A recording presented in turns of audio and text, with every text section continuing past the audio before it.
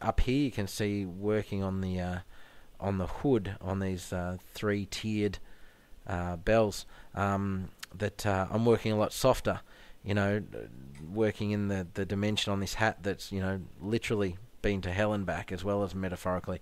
So it's a lot softer. The other thing is I want the focus to be on the face and in the eyes, so the eyes and the nose and the mouth are going to be a lot sharper than the hat.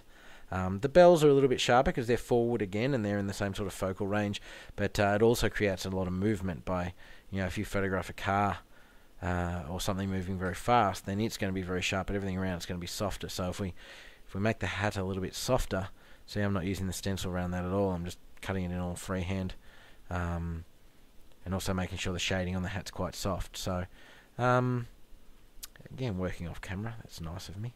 Okay, working in a bit of bell details, just some random kind of reflections as though it's reflecting the environment around it.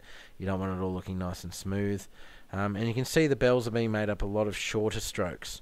It's hard to see when I'm working so fast, and I apologise for that. Just trying to keep the length of the clip down, but you can see that I'm working with a lot of shorter strokes. So shorter strokes is more like sculpting with the air, which gives you a lot more of a sort of realistic finish. Longer strokes is more like drawing with the airbrush and gives you a more sort of drawn / cartoony kind of look, and that goes for shading and everything. So here I'm just working the white back in. Just keep defining and encouraging those shapes and textures and stuff that you've started putting in. You can see here I've roughed in the eyes.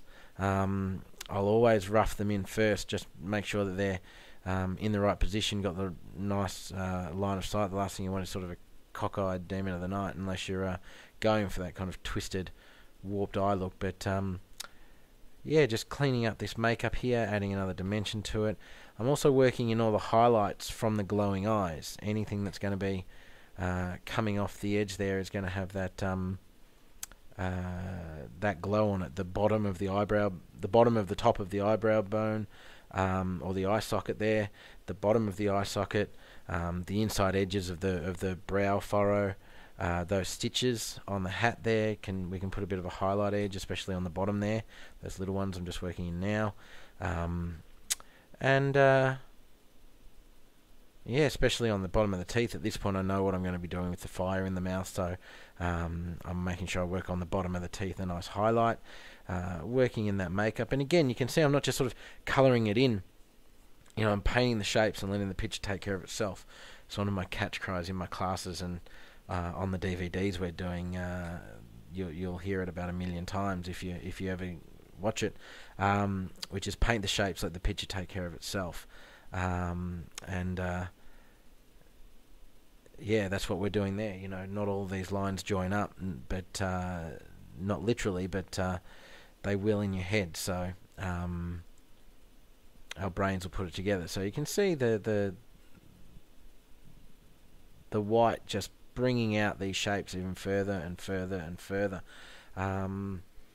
Working on an edge to this flapping ribbon, really creating some motion in there, tightening up this makeup a little bit, just building up that white.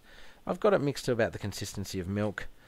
Using my hand as a stencil there gives you a nice edge, a nice when you curve your finger you get those nice little ripples, but it also gives you a softer edge. So that's a nice way of doing that. I'm just suggesting some of this background organic detail that I'm going to be working in later. Now that's the white for that point, and now I've got black, just a straight black in the airbrush. I haven't bothered correcting the black away from the natural green hint that the pigment suggests, the pigment kind of gives it, because I know I'm going to be putting candies over the top of this. So basically you can see how dark this black is to that grey. I know it's been polluted by the white a little bit, but at the end of the day it's still a lot deeper and a lot richer than the grey that I first worked on, and you can see that in the corners. Now the other thing is, this layer of black is also receding from the layer of grey I put on. Now unfortunately that's pretty much where the tape of footage ran out, a little bit more black. But if you look here, this is basically the case at the point with the black and white of the main feature finished.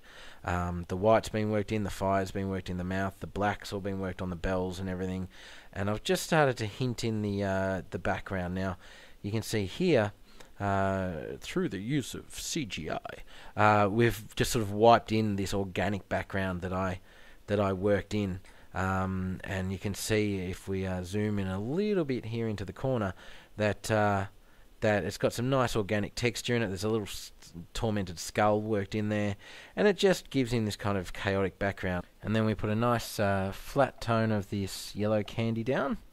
Make sure you know how to use candy concentrates properly. And then with the apple red candy, we were able to work in more accurately with the airbrush, which gave us this.